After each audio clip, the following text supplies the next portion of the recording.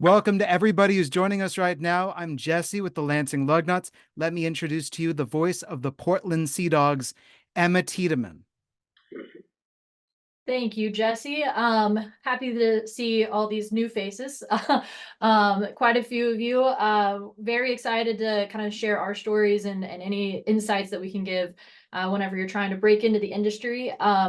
I'll talk a little bit about myself and my background, and then I'll introduce the panel.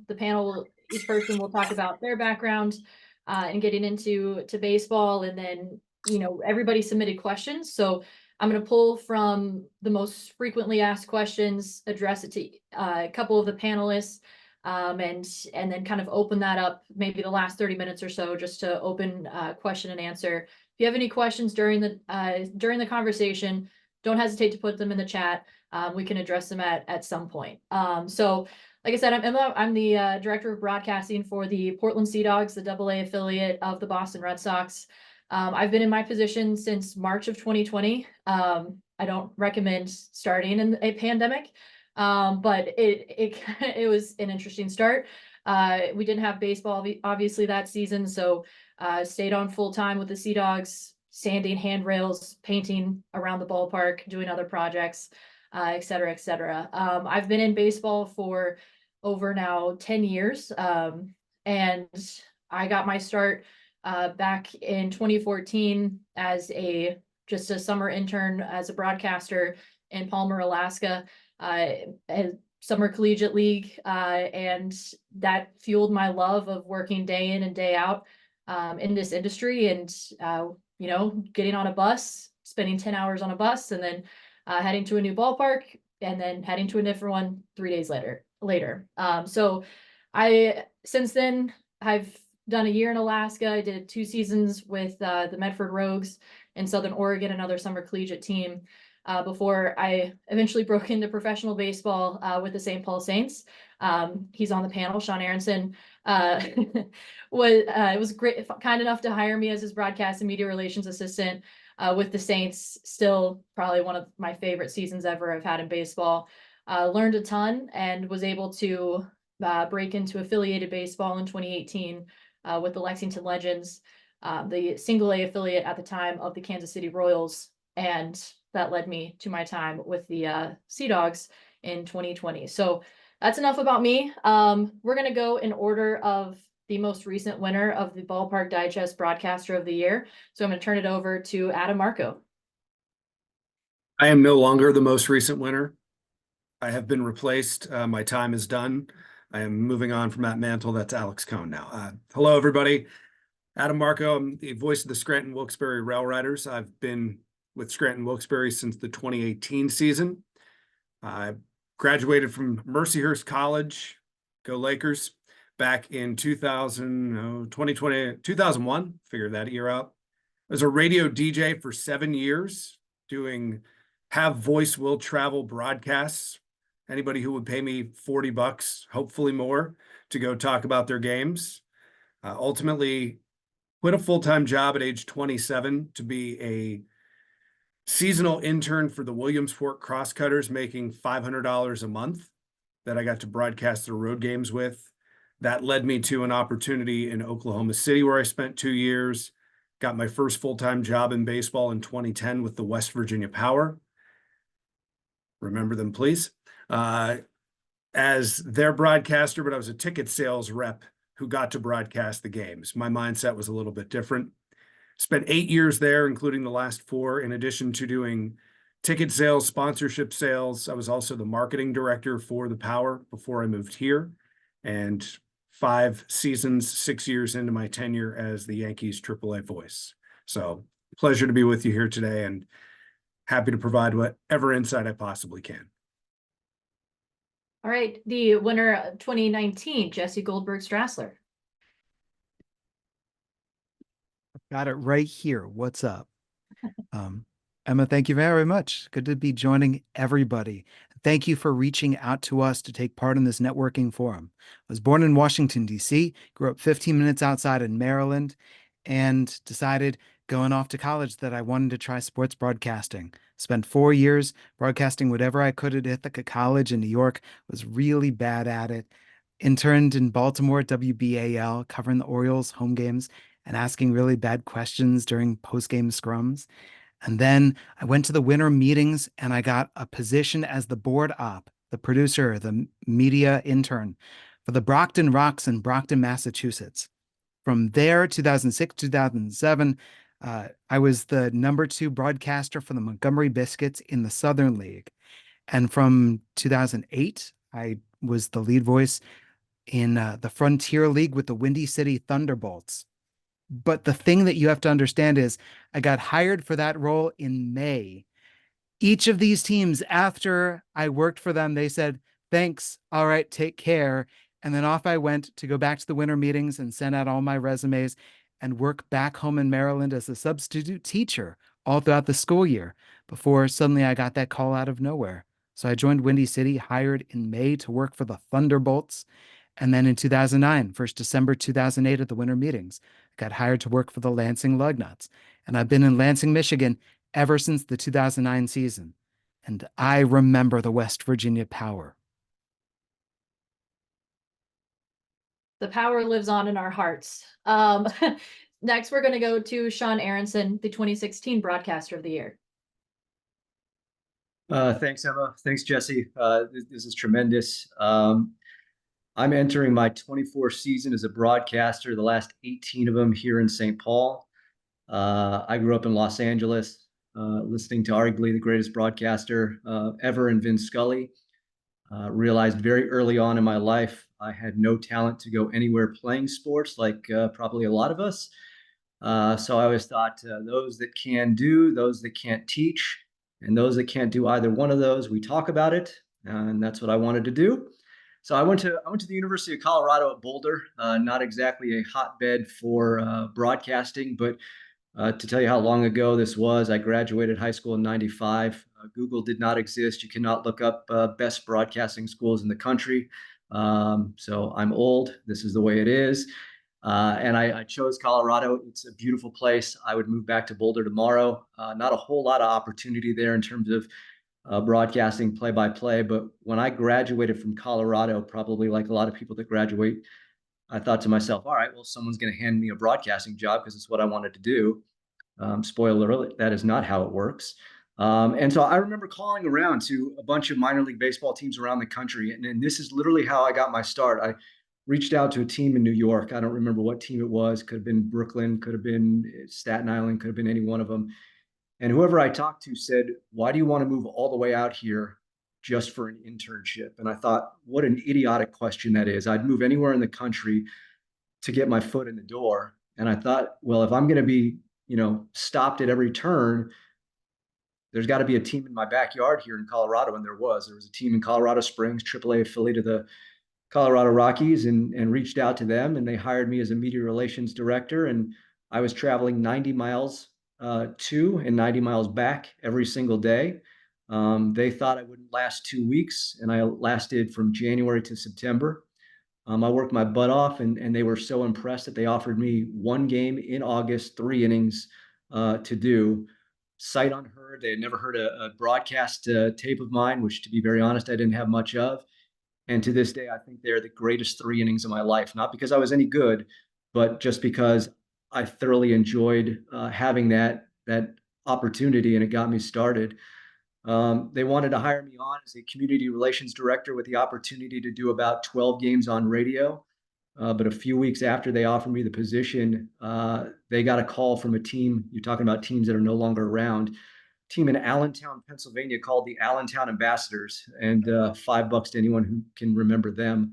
And it was from their general manager saying that they were looking for a broadcaster, media relations person. And they said, we've got the exact person for you. And I wound up 2 years in Allentown, Pennsylvania, which were 2 of the worst years of my life. And after that, I landed the job in Fort Myers in '03, spent 4 years in Fort Myers. That ownership group owned the Saints at the time. My predecessor is Chris Atterbury, who just got the full-time gig doing the Minnesota Twins. He's been the pre and post game and backup guy for 17 years. And I got hired to take over his spot. And in 2021, we became from an affiliated or independent club to an affiliated club. So everyone asks me, how do you become a AAA broadcaster? I tell them, stick around long enough, have your ownership pay millions of dollars, and you too can become a AAA broadcaster. So that's my story. Very relatable for everybody. Uh, so next is, last but not least, is Shawn Murnin. Not technically broadcaster of the year, broadcaster of all of our hearts, but I think 2024 is his year. So Shawn Murnin. You're insane, Emma. I'm in no one's heart. Yeah, I grew up about 30 minutes away from where Adam is right now, and my first job in baseball was with Scranton Wilkes-Barre. I did 2 years there as an intern and a board op, and then I was out of baseball for a while. Me and my wife moved around, and I've done pretty much everything from appliance sales to I was a caretaker at a cemetery at one point. That was kind of cool. But in 2015, I got back into baseball. This is going to be my 11th year in baseball. I started out in the Northwoods League, Summer Collegiate Wooden Bat, and got that job because I didn't have any tape, but I broadcast a game on my PlayStation in an empty room. The sound was terrible. I was terrible. But just like in college, I was going to go be a writer. And then my advisor was like, hey, you have a really good voice. You should think about, learning how to speak English properly and then going and doing broadcasting. So that's what I ended up because I'm not intelligent enough to be a writer. So from there, I went and did 2 years in the Northwoods League. I was an assistant in Peoria, Illinois for the Chiefs. I went to Hagerstown, Maryland for a summer. So I do remember Appalachian Power Park and the West Virginia Power. Wonderful place inside the park. And then after that, I went to Bowling Green, Kentucky. I was there for 3 seasons, 4 years, and now I'm about to go into my second season in Northwest Arkansas with the Naturals. So I've been around the block a little bit too, but not as much as obviously a lot of the people on the panel. All right, so that rounds out today's panel, and thank you for everybody for introducing themselves. I'm gonna kind of pose some questions that were actually emailed back to us from some of the people who are in attendance. I'm gonna, kind of ask 2 of the panelists at a time to kind of answer, but if anyone else wants to chime in, please do so. So one of our most popular questions was, how do I get my foot in the door, break into the field and get reps? A lot of these attendees are college students. So let's start with Adam and Shawn Murnin. How do you think would be the best way to get somebody's foot in the door at this point? I see this as kind of a twofold topic because on one hand, there's the baseball industry and then there's the broadcasting aspect. And of course, we all want to be broadcasters and we all want to make it to that major league level. So getting experience, and that's a question of itself, is how am I getting those reps? Is it working for a local radio station? Is it your college station? Or as Shawn alluded to, sometimes you luck into it. My first job out of school, I was an overnight DJ, and the broadcaster for their high school football wasn't coming back. So I gave them a demo from college, and 6 days later, because they needed somebody, I was doing high school football, and that turned into basketball, which turned into baseball, and started to get me more games. And then, putting your voice out there, putting yourself out there. I took that when I went to the winter meetings in 2006 and got my first internship, which was how I started in baseball. It was a promotions internship. So there was no broadcasting guaranteed. So there's kind of 2 parts to it in my mind.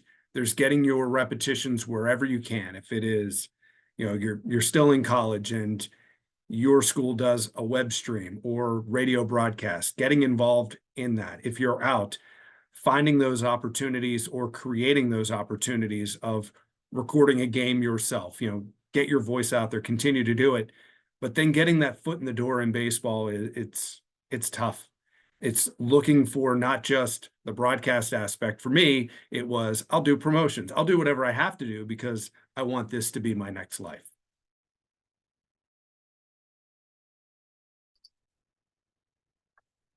Yeah, I agree with Adam on that. I think, for me, like I said, I had that large gap in my resume where I left baseball and I always looked at different jobs, whether it was sales or I worked on websites that were built for the PGA Tour. things like that. I always looked at it and said, how does this make me more marketable to a baseball team? So, I know Adam and a lot of the rest of us, there's other job duties outside of broadcasting that we do. As far as, I help update the web page and, coming up with things for the team to sell, whether it's broadcast related or sitting down and talking about promotions. I have a little bit of experience in all those other things. So even though I couldn't get back into broadcasting, I was trying to build some type of resume that would say, even though I don't have that right now, look, I work hard and I'm willing to do the stuff that nobody else wants to, i.e., like I mentioned, the cemetery work. I am more than happy to go pull tarp whenever they need it. I'm more than happy to, go and dig out a trench if they really want me to. There's positives and negatives to that, obviously, but as far as the broadcast side of it, like Adam was saying, that the thing I would add to what he said, a lot of high schools now have like a closed circuit broadcast that they'll put on YouTube and things like that. It wouldn't hurt, if you don't have the opportunity. I know some colleges, you have to be a junior to be on the radio station or something like that. Reach out to some of those schools and say, hey, are you guys in need of a broadcaster? Because I'm looking for reps. They're not, maybe don't say reps, they may not understand, but being able to do that and reach out to those places and just find the opportunity. Somebody once told me that they would go to a high school baseball game or something like that with a little recorder, and they would sit in the bleachers and just do the game. And, you could do the same thing by sitting at home. I mean, most people that want to do this, they're like, oh, I used to sit there in my living room and mute the TV and call the game myself for my father. Those are reps. I mean, whether or not they're good, it's if you're looking to get better, doing that, recording it, listening back. And the other big thing is reaching out to people who do it, reaching out to Adam or to Shawn or to Emma or to Jesse or myself, anybody you can get your hands on, send the tape, build the relationship, get the feedback, get better. Yes, Shawn. Here's the other thing that I'll say. You guys are all going to compete against each other, right? Everybody in this room is going to go after the same jobs. And it was said a little bit already, make yourself as versatile as possible. Let them hire one person to do 3 jobs, right? And the biggest thing that you can do is show that you can bring in money for the organization. And I tell you right now, I've done this for 24 years. My title has not changed basically in 24 years, Director of Broadcasting, Media Relations. So I do the media relations, but for 24 years in this business, I've sold, which I cannot stand. I can't stand selling. I hate it with a passion. But if you can bring money into an organization, you are more valuable to them. And it scares everybody, especially young kids. They don't want to pick up a phone. They don't want to cold call anyone.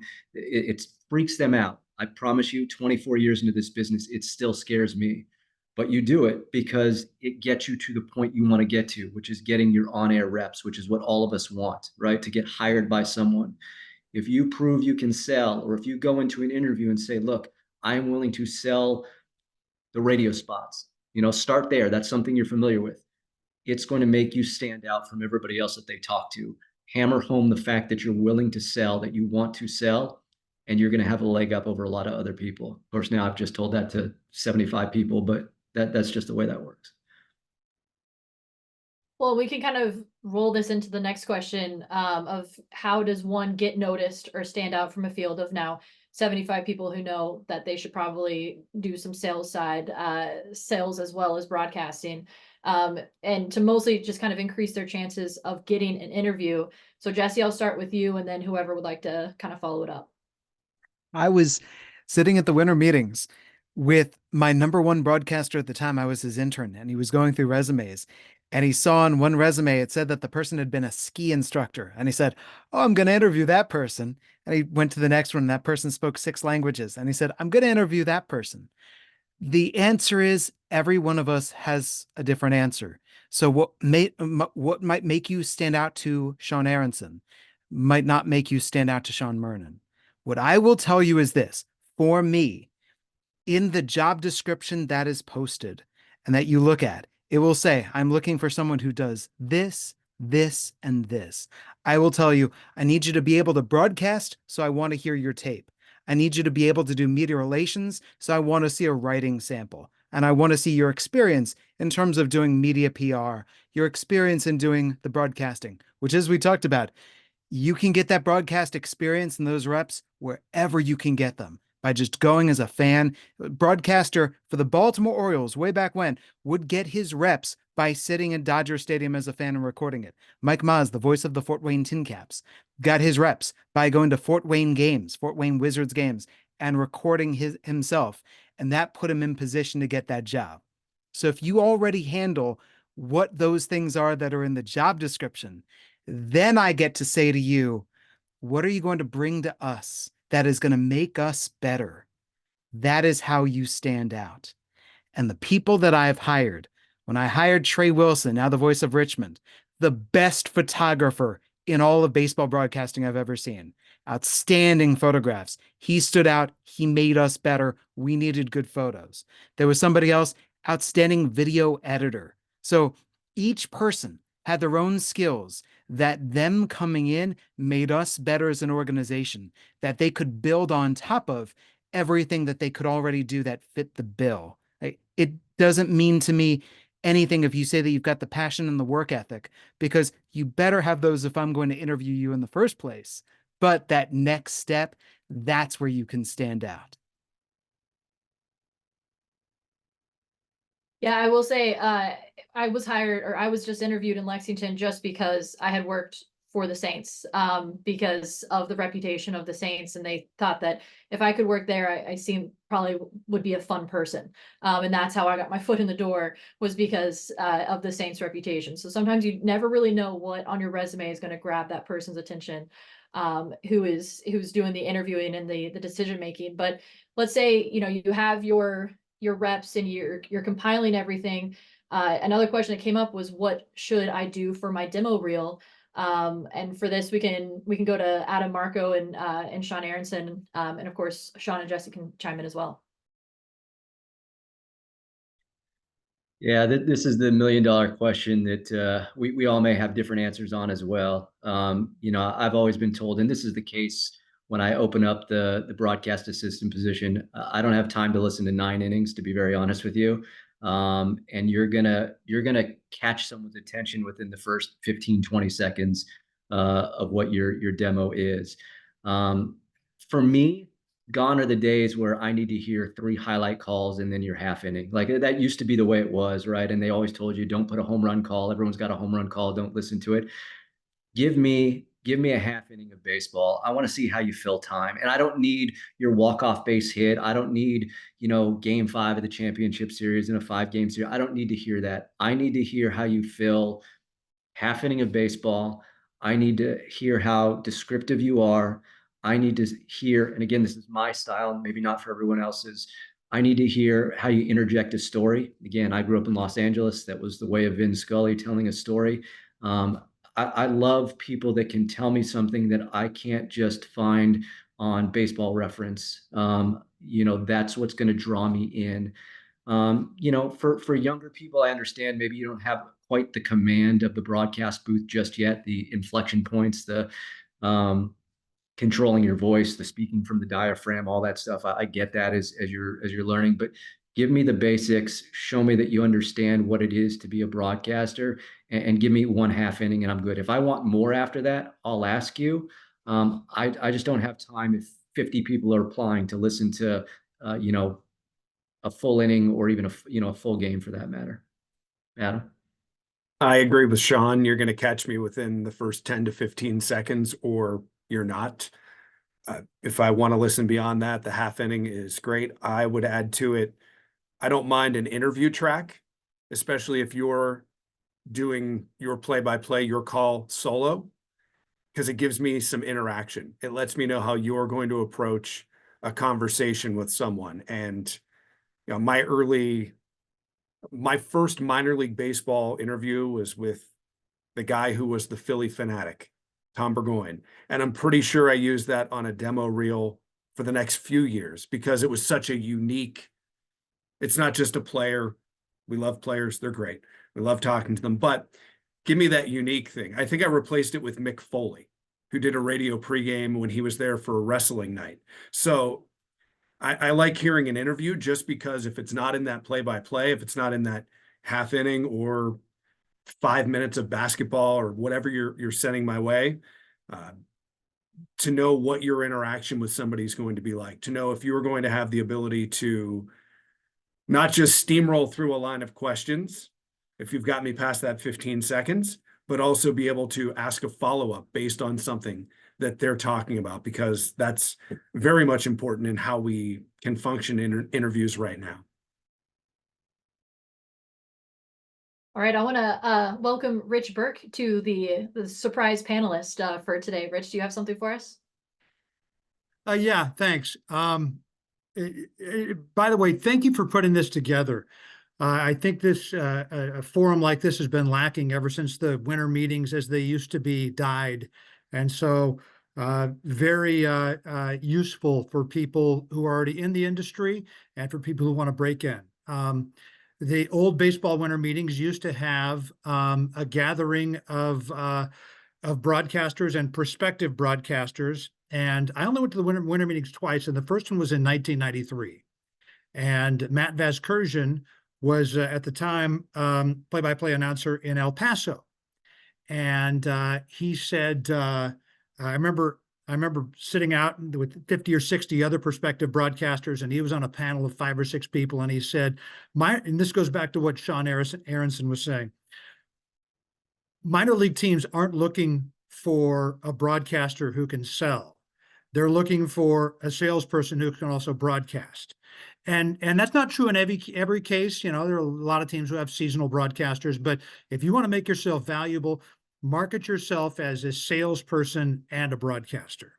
So that's the first thing I wanted to say. And then the other two things are, I had a chance at one time to meet with a guy named Jim Healy, who back in the 1990s was the director of broadcasting for the Boston Red Sox. And I said, what do I got to do? And he said, well, you got to do 2 things. He said, number 1, be good.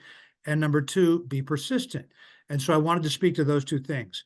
First of all, as far as being good goes, if you're in high school or college, or even if you're not in college now, you have opportunities that didn't exist when I was breaking into this industry. You can make your own opportunities, and people have suggested, and it's a good suggestion, you know, find out if there's a web stream and you can go and do that at your school. But even if that doesn't exist, let's say there's a field hockey team at your college and you know for a fact they're not on the air. Just go approach the coach and say, hey, I'd like to put your games, quote unquote, on the air. And I'm almost certain you're going to get a positive response. And then you go sit in the stands and you record it into your device and you upload it as a podcast. And you know, who's going to be listening? I don't know. Aunt Mamie in Poughkeepsie might be listening.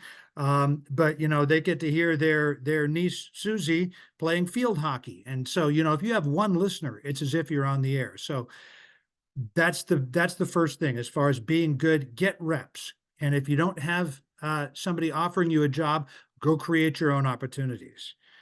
And then the last thing is, as far as being persistent goes, networking can be a full-time job. And if you're doing it right. And I think the proper way to approach somebody is not to contact them and say, do you have any job openings? Because that makes them somebody who has to tell you no. Make them somebody who can tell you yes, if they're so inclined. Say, I'm looking to break into the industry, or if you're already in it, I'm looking to move up in the industry. Would there be a time when we could speak briefly and I could get your thoughts on, you know, what the best way to do that is? And in most cases, they're going to say yes. Hopefully it's in person and not over email, or hopefully it's over the phone or Zoom or something like that. But you want to make them the expert rather than make them somebody who has to tell you no. So that's the biggest thing, is when you contact them, don't do so as somebody who wants a job within their organization, but you're just trying to gain more information. And by all means, if they talk to you and they like you, then the next time they have an opening, they're going to think of you. And then one little piece of guerrilla marketing that I used to do is I would contact people on the phone and say, I'm going to be in your town on such and such a date. Would it be okay if I stopped by and introduced myself. I did this with every team in the California League back in the 1990s and every team in the Northwest League. And I would always tell them I'm going to be in their town anyway, because if they found out that I was going to their town just for that, they would say no. But I would say, hey, I'm going to be in your town for a couple of days on such and such a date. Could I stop by and introduce myself? And I got in the door with everybody just by doing that. And people love putting a face with a name, and in-person introductions are the best. So if you could do something like that, late in the baseball season, when generally speaking, people are less busy, or maybe early in the off season when they're even less busy, that'd be a great time to do it. So that's my bit of advice here, is to get your face in front of people as often as you can. And if you have to get in a car and do it, so much the better. Go get a whole league or two at once. Thank you so much, Rich. Yeah, I would even say, I'm open to having people shadow me for a day, or, follow my assistant around for a day, just to have a better idea of what's kind of going on at the ballpark. But we have a couple of questions in the chat that I think that Shawn might be good to answer. Somebody asked, they're turning 30 this year. Is there such a thing as too old to get a start? Are my chances lower than anyone younger than me? So yeah, Shawn, Murnin, do you want to kind of talk about that a little bit? Sure. So I did my internship when I was 21, 22. So obviously you're looking at it like, oh, okay. But then in my mid-20s is when I tried to get back into things. And as I was offering to sweep floors and press boxes, and I had been told by somebody, you're already a little bit too old for any of these positions. Like, there's younger people, they're going to be more talented, more experienced, all that kind of stuff. And that was a huge deterrent for me. And so I got back into minor league baseball at 29 and took my internship in Peoria. And I had the same concern. And I've heard from other people that, especially if they're in a lead role, that sometimes it's a bit intimidating to have somebody who's older than they are as the assistant. But I was able to get in, and, I think it's always important when you're in that situation to have people who can vouch for you. And that goes through the networking and building relationships, because that's how I ended up. My first boss, 9 years later, was willing to go and make contact with people and say, like, this is somebody who is going to listen to direction. This is somebody who's going to work their hardest. This is somebody who's going to do the best that they can. And so I got my first lead job in Hagerstown when I was 30 years old. And, I haven't gotten a job that hasn't been for me being able to network and be friends with people. I mean, that's just the nature of how my career has been set up. But I don't think, I think it depends on how you approach it. If you're just going to go in cold turkey, then I think that even if you were 21, it would be really difficult for you to get a job. But, if you're older than the other kids and stuff like that, you also have more life experience. So, make sure that you're playing that, you're playing your hand appropriately and saying, I know what it's like to be in this environment. I've already done the things that I need to do. I think that it can be a speed bump, but it shouldn't be something that completely closes you off from it if you're willing to work at it.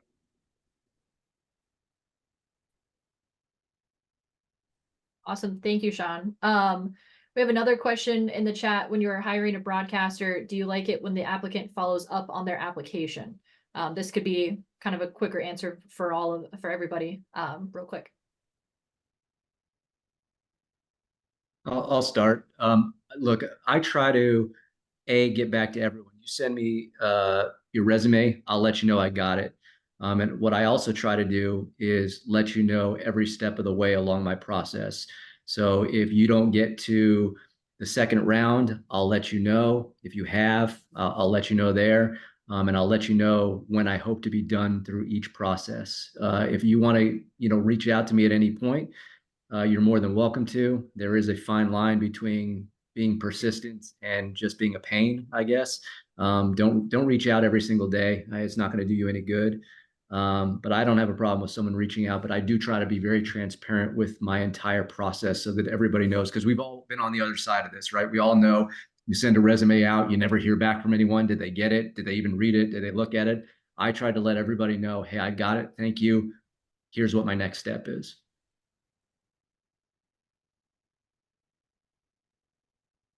Same Yes. for me. I echo what Shawn said. I'll do my best to let you know. Following up every day or every week, it's usually not the easiest process. In fact, not so much for me, but I remember when I moved to Oklahoma City, I kept hearing from my boss at that point about somebody who had followed up with him daily and just how annoying it was. And while he might have been a reasonable candidate, it was that consistency that almost pretty much knocked him out of contention just because it wasn't the right feel. It wasn't the right approach for the job. Every couple of weeks isn't terrible. Every day would be, I would probably tell you the position is filled. Maybe not quite that far, but it would be enough that it'd knock you down a little bit just because it's not just one person doing it. It's probably a few people doing it. And we're doing our best to fill the role as quickly and as efficiently as possible.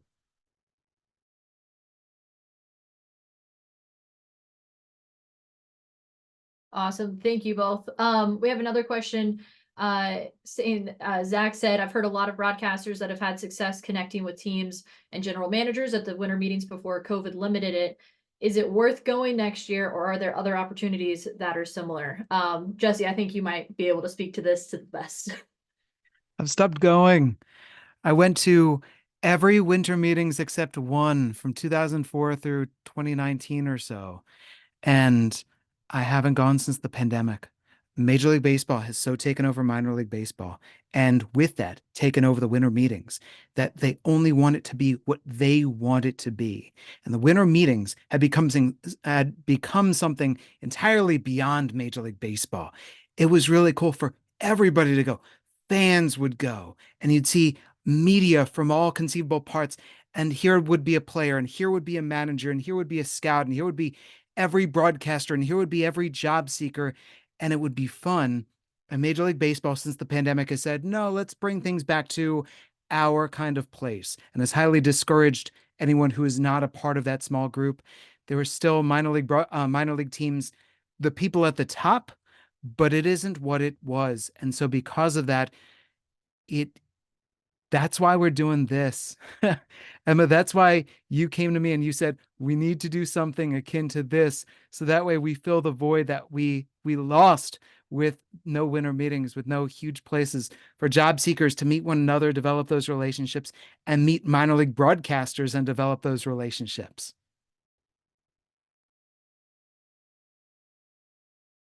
Yeah, absolutely. Anybody else who has been a frequent visitor to winter meetings have any thoughts on that?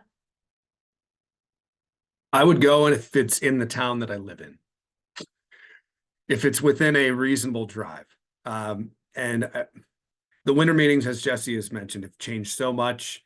The days of walking from the Swan to the Dolphin in Orlando, or trying to not get lost in Opryland, and definitely wearing the wrong shoes the first year, and the amount of steps you get in, the people you can see, they tried to separate one hotel for the minor league side, one hotel for the major league side. Like, it has changed so much. I would go perhaps once if it was in the town I was living in. Beyond that, I think there are better ways to find the people that you want to find and network than it is just hoping you run into the one person from the one team or 10 teams or whatever it is that are hiring. For sure.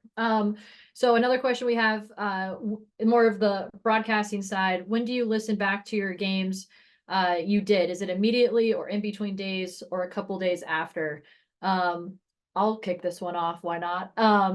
I typically, if we're on the road, I will pull it up on my phone the next day on the bus and listen to 10 to 15 minutes of the game before. And just not try and overanalyze everything, just pick out some little things like, okay, I didn't get the score as often as I wanted. I could have called this double a little bit better. I didn't set up the situation, 2 or 3 little quick hits that I could take into that next game.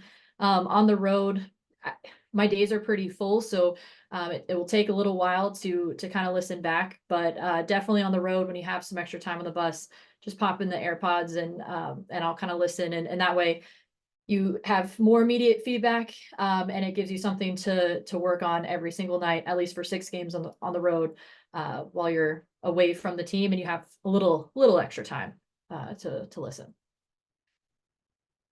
Yeah, I'll follow up with, I'm pretty similar. I'll do it the next day, but I'll do it while I'm working on things, almost as if I'm someone listening to the game at home. You got to think about it. No one's locked in for 9 innings, right? People are doing a million different things. So when I listen back, I'll be doing my game notes or writing a release or doing research on a player, and I'll find out what pops in my ear, what kind of things jump out at me as if I was someone listening at home, and just sort of focus on that. Why did that jump out? Good, bad, indifferent. So that's sort of how I listen back to my games, and I'll do it the next day.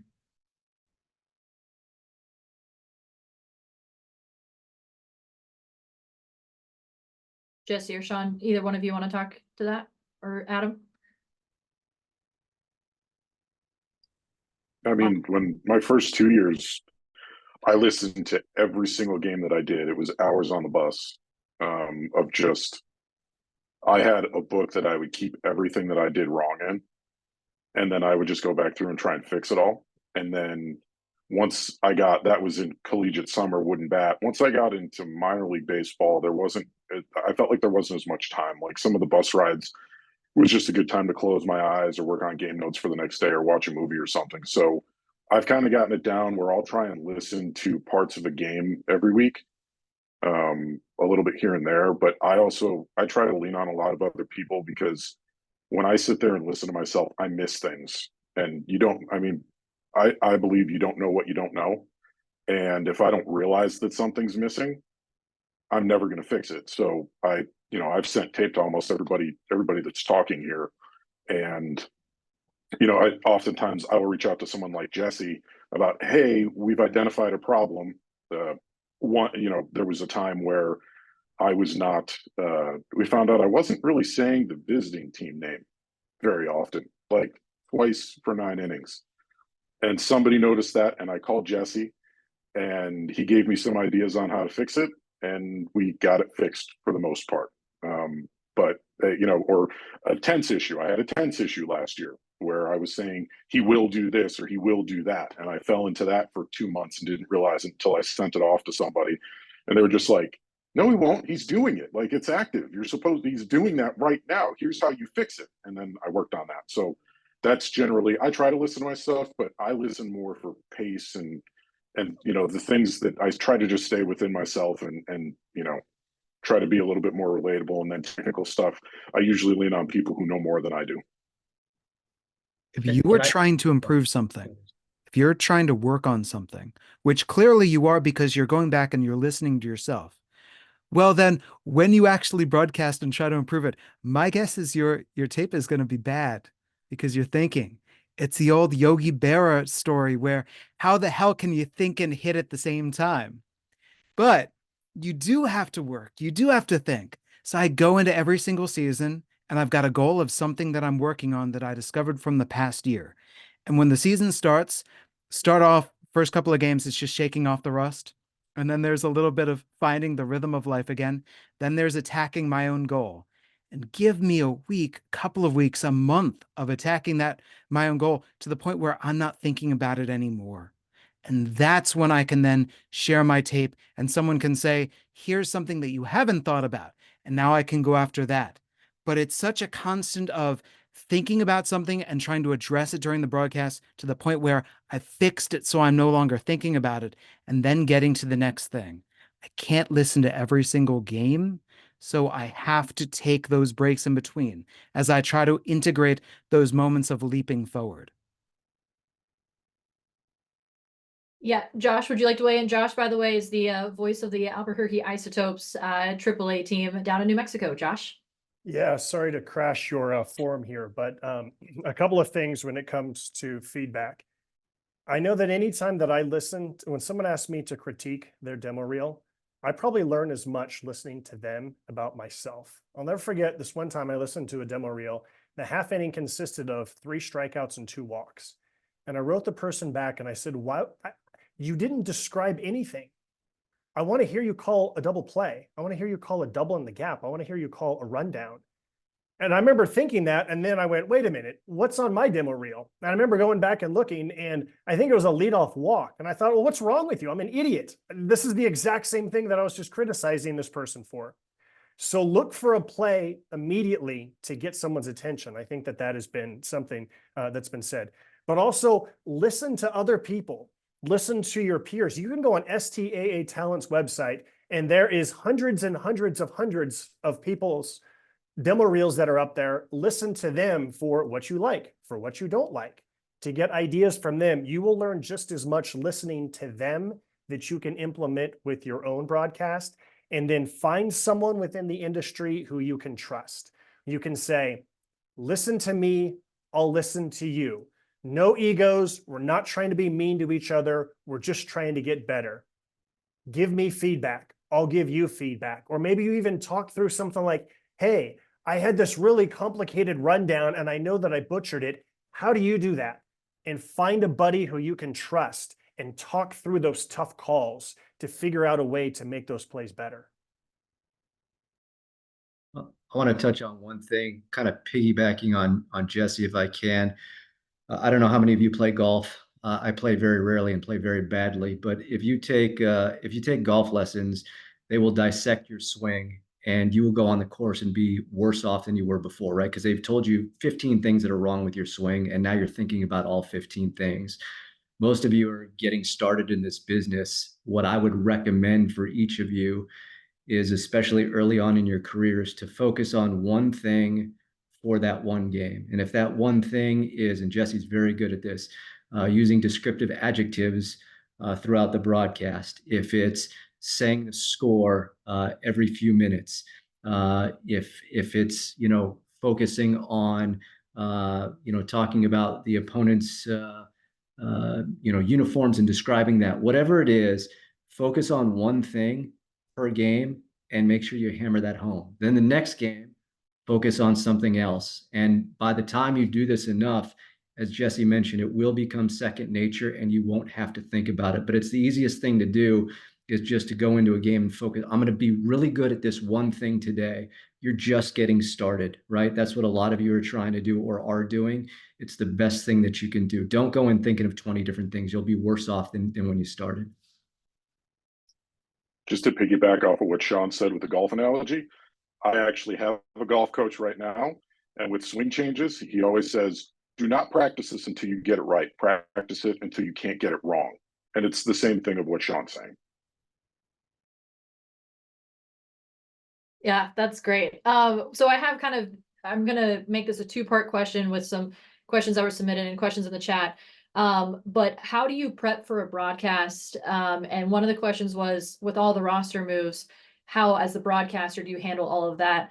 We have people from all different organizations. We all deal with different major league clubs, and we're also at different levels. AAA guys can probably speak to this to a magnitude that AA and single A might not be able to with the roster moves. But how do you prep, and then how do you kind of roll into the roster moves as well? Adam, do you want to begin? Sure. The prep, first of all, really depends on, for me, what my job has been the rest of the day.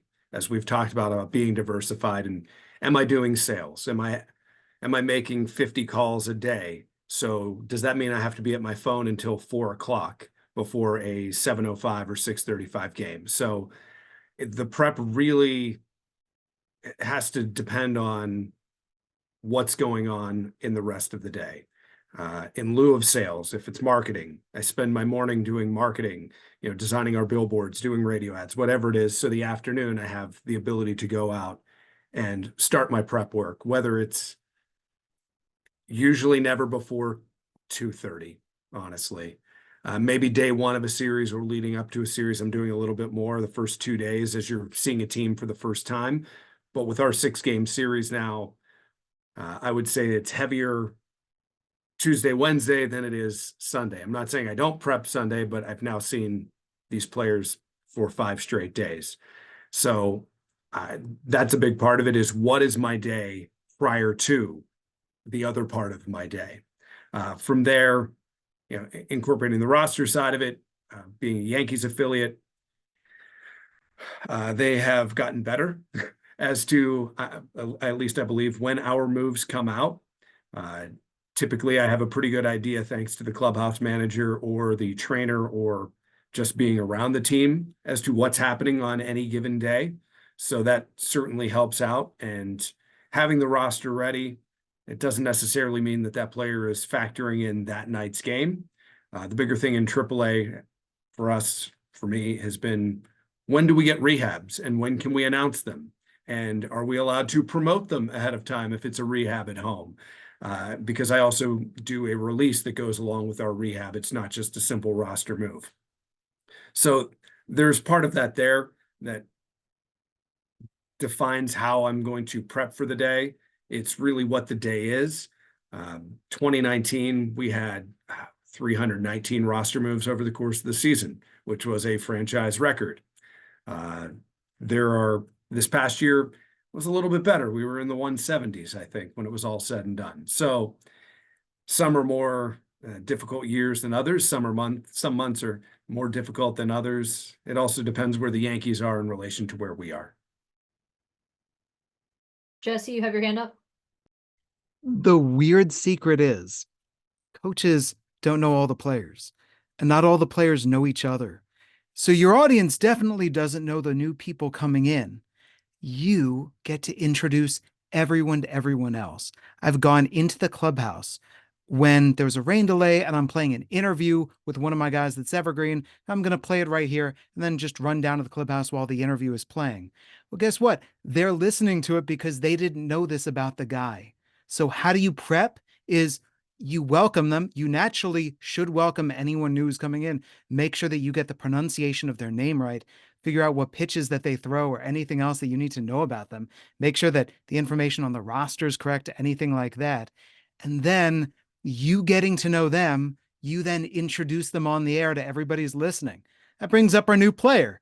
He's a home run hitter, or he loves to steal bases, or I was talking to him earlier today. He told me this is his nickname. Any of those simple things, that's prep. And that helps you with all these roster moves. Is just getting to know someone helps you wingman them for everybody else. I'll go on my side, and I think all the broadcasters here can agree on this. Prep starts in the off season, right? I mean, as guys are signed by your club, you're doing the research on them, and then you're starting to research all the teams you play. Now, you're not going to get every player by the time the season rolls around, but it takes a lot of the heavy lifting off your shoulders if you're doing it in the off season. And then look, Google's your friend. I think writers do an incredible job, because a lot of these players have had stories written about them, and you can find stories about them and then fill in the blanks when you get a chance, as Jesse said, to go down and talk to him. Oh man, there's an interesting story. This guy has this nickname. Well, how did he get that nickname? And you can go down and talk to him and find out about that. Or, to be honest, one of the things that I'm enamored with, and I bring up more times than I care to admit, is how many guys go by their middle name instead of their first name. It's unbelievable. And I'm so fascinated by this, but I ask guys about that. Why is that? How did that happen? So you can add the color to a story that you've already gotten, and it will help in the long run, especially in baseball, right? We're doing 150 games. You're playing Tuesday through Sunday. Thank God for the Monday universal off day. It's the best thing that's ever happened in minor league baseball. But you're playing basically every day, and you don't get 9 hours to prep. It just doesn't work that way in minor league baseball. So you got to do a lot of heavy lifting in the off season. Yeah, I'll echo what Jesse said about talking to the players. I going up to them at batting practice and saying, hey, at the beginning of the season, you started up with your batting stance with your hands held high. Why have you dropped them down in July? Or, you came back from the All-Star break and your pitching motion is a little bit different. Your delivery slot is a little bit lower. What'd you do on our 4-day break? Just starting those conversations, because you become more comfortable with them, and then they become more comfortable with you also. I've found that once you bring up small details with players, they realize like, oh, you're really paying attention. And you're like, well, obviously, yes, I broadcast every game, but there's now a mutual respect because they now know that you're paying attention to what they do day in and day out and to those little changes that they're making. And so they'll start coming up to you to talk about stuff like that too. So it helps build that kind of foundation with those players that you then inevitably spend, abundance of hours on the bus with through the season and stuff. So yeah, talking to them definitely is one of the most important things I would say. So we have maybe time for like one more question. But we've had it in the chat, we had it also submitted. But how do you kind of find your own personal voice as a sportscaster? We all suggested kind of listening to other people's tapes, but how do you kind of maintain your own personality in the broadcast each and every night? And whoever wants to kick us off.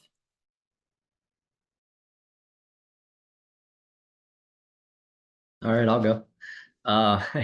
Here's the first thing that I'll say, and this was told me a long time ago. Whoever you are away from the microphone should be who you are on the microphone, right? You can't be two different people. I consider myself, whether other people do or not, I don't know, very sarcastic, very dry sense of humor. And I bring that to the broadcast. Emma had to deal with it for an entire season. So, but that's what I bring. I can't be two different people. And so, I look back at my tapes when I was, first starting out. I remember I sent my demo out to someone and I literally got this comment, wow, you sound a lot like Vin Scully. And I was like, man, what a compliment that is. And he's like, that's not a compliment. Like, that's not who you are. But I grew up listening to him, right? And so I was still trying to find my voice. And you'll hear it. It'll take you 500 games, 1,000 games, whatever it is, to find who you are. But what I recommend is whoever you are away from the microphone, be that person on the microphone. It's the easiest transition that you can make to show people who you are. And it's going to be good enough or it's not, but don't change who you are. If you're funny, be funny. If you're a little bit more serious, be a little bit more serious. I know we're wrapping up, and I just want to add one thing that hasn't been brought up that I've noticed in a lot of young people, and then I'll turn it over to whoever else. When you're going for a job, this is the one thing that I cannot stand when I'm sitting across from someone in an interview. Be prepared for the interview that you're taking part in. Show me that you've done the research. Show me that you know about the organization you're interviewing with. Show me that you know about the people that you're talking to. The one thing that I cannot stand is people that sit across from me and, yeah, they're trying to sell themselves. I have no problem with that.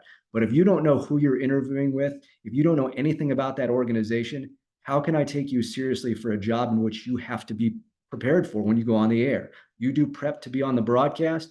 You need to do prep before you step into an interview. And we talk about setting yourself apart from someone else. If you get to the interview portion, especially at the young age that most of you are at, and you've done the research on the organization and the people that you may be talking to, you will easily separate yourself from almost everybody else, because I find young people just don't do the research anymore. That's my TED Talk. Thank you. That was a great point. Jesse?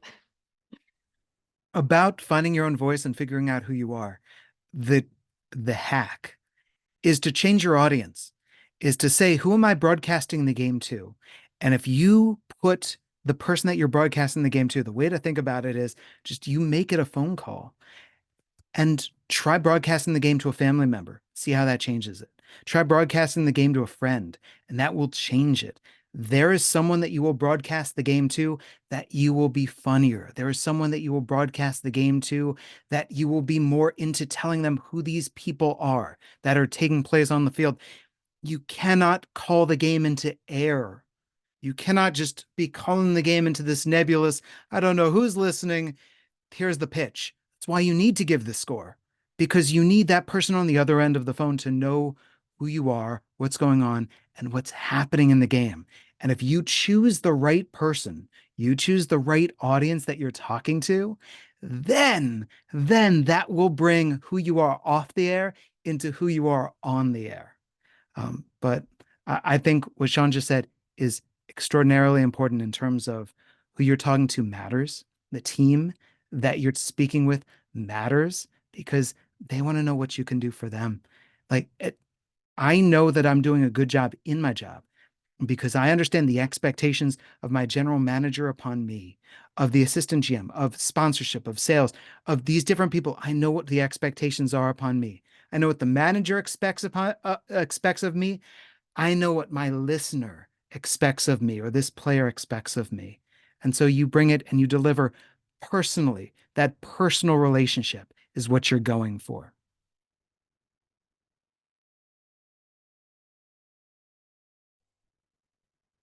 I think finding your voice, as they've mentioned, it will come over time. I can't fathom what my college games sounded like, or my first year in professional baseball, where I thought this is what I had to be. Your voice takes time. Shawn's perspective on your personality, if you're sarcastic, if you're dry, if you're just generally a funny person, it's going to show in your broadcast. Some people have that over driving voice and their pipes just crush it. Not everybody has that. So you find ways that you inflict your personality, you interject your side of things into a broadcast. Jesse hit on it, being conversational, being not that you're talking at somebody, you're talking with them. You're telling them a story, you're describing the game, making sure that that tone comes through has come a long way for me over the years in what I think I was and how I used to do it versus how I do it today. And it will develop. It will change from this year to next year, or this year to 10 years from now. So it's very much, you'll find it eventually. It may not be tomorrow. It may not be your next game. And for us that have been in it, whether it's 5 years or 15 years or 30 years, I don't think we're done. Our voice has not changed, or will not stop changing. Our tone will not change. It's experience. It's what you've seen over the years. It's a non-stop developing process. I think for me, at least, what I notice a lot when I listen, especially to people who are pretty good, is when if you listen to a tape from somebody that you know is good, for instance, and they send it to you and they say, "Hey, I've really been working on this. How does this sound?" And they kind of lose their personality a little bit. And I think that there's a level of, you kind of have to be fearless when you go into your broadcast. Don't be afraid of making mistakes. Don't be afraid of working on that one thing and screwing it up. I got bad news for you. We all screw up. Every single one of us. Some more than others. But, what's the worst thing that's going to happen is that the guys in the clubhouse are never going to forget it. And that can be funny if you let it be. But there's a certain sense of, self-deprecation in that you may have to get used to. But anytime that I've seen people stiffen up and freeze is because they're working on something and they're afraid of screwing it up. And there's a place for that, I think, when it's June 3rd and the team is, 20 games below 500 or whatever, you can work on, you can work on your stuff, but I think you want to go into those games and you're going to come out more when you're not worried about making mistakes. I think that's just a fact of life and every walk. And that's the way that I try to do it. And even then, I mean, I've sent tape off the last couple of years, and that's consistently a criticism that I get is, "Hey, you did a really great job fixing this. I don't know if it's fixed, but you don't sound like yourself." And it's because I was so focused on that, I lost my personality in the process. So I think that that's also a part of finding yourself, is going in and not being afraid to make the mistakes. Yeah, I think that you can make it work two ways also of, we talked about demo reels earlier, and if you don't grab, one of us within 10 to 15 seconds of the first, of the tape, you might not listen to the rest, but if you let your personality shine on the broadcast, that's going to shine on your demo tape. And if I listen to that thinking, "Oh, I don't know if I want to interview this person," but you let your personality shine a little bit and you're like, "Oh no, this person actually made this great joke. I think we could have some really good give and take." It could be a nice two-way street whenever you're still trying to get into the industry too, as definitely an assistant. But it's 4:06. We said we were going to go till 4. Jesse, should we wrap things up? There is no timer counting us down. Like we're not up actually against a hard and fast deadline. So I yield to you. I think that this has been important time. All right. Well, I guess since people are still around, we can do maybe one or two more questions because I know the rest of us probably have, work stuff to do. But I guess the big question would be, what are, teams looking for in a broadcaster today? We've had somebody ask, who to contact about open positions. And I guess more specifically, entry level, so maybe number twos or assistant jobs. What are you looking for in that role, Adam? One of the things I wanted to mention earlier, and I don't think in making yourself marketable, and it's something that I was self-taught, and I know that more people are learning it along the way now. But knowing Photoshop, knowing InDesign, if you're up for it, understanding Illustrator, and I wish you all the best with that because that is my least favorite of all possible Adobe options. We use InDesign for our game notes. We use Photoshop to do the graphics to help social media. We do the lineup. So having that developed in your skill set, the ability to know the creative suite. A decade ago, it was, I know Microsoft Office. Well, now it's knowing that and more. And I think that's certainly something that I look at. It's not necessarily a defining factor that's going to say yes or no. I'll consider the next step in this process. But looking at it from, I want a full-time job in professional sports, understanding sales, design, audio editing, video editing, making yourself a marketable asset is something that's going to help you stand out now as a job seeker and help you along the way to get that next position. So that kind of hits on something. Number two, I want the ability to somebody who can join the broadcast that I'll interact with well. We do a lot of writing. We all do a lot of writing in addition to it. Some of us, whether it's for the website or our game day programs, whatever the case may be. So a strong background in writing. We're broadcasters, right? Yes, that's it. Nothing more. The ability to write is a massive part of what we do. If it's not game notes, it's a feature story about a player for the game day program or whatever our respective teams have sold that we need to help facilitate. That was one of the first things that was handed to me when I got here was the game day program. And there were no stories in it. So immediately we inserted 4 stories, spanning 12 out of 44 pages in this particular program. So just a couple of things, showing writing samples, the ability to tell that story, not just over the air, but on paper is something that's certainly a factor because I don't want to write 4 stories for the game day program. I would like somebody to help me write those. So I'll do 1 or 2 and my number 2 will do a couple stories and we'll have an intern that'll write some stories as well. So writing is a massive part of what we do.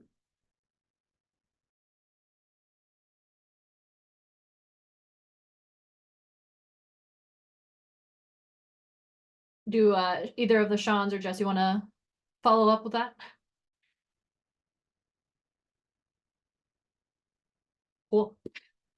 All right. Well, it's getting closer to 4:15. I think we'll wrap it up there. I think that anyone on this panel, we would be happy to listen to tape. If you have any other questions that weren't answered, shoot us an email. Obviously, we're very passionate about our jobs. We love what we do, and we want to make sure that we usher in a new generation of people who love it as much or more than we do.